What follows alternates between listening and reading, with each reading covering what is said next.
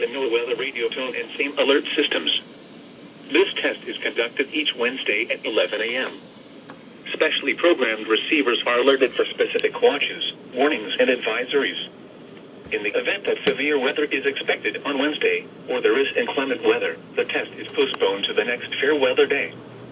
This concludes this test of the NOAA weather radio and same alert systems.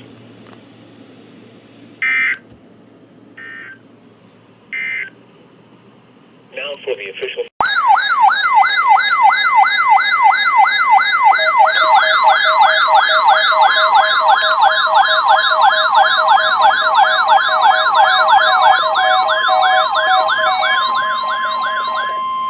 This is a test of NOAA weather radio's warning alarm systems. The attention signals you just heard will automatically activate special receivers to warn of the impending hazard.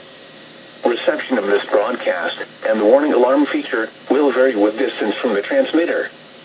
This test is conducted each Wednesday between 11 a.m. and noon, but may be postponed if there is hazardous weather in the region. In that case, the test will be held on the first available good weather day. We now return to our regular programming.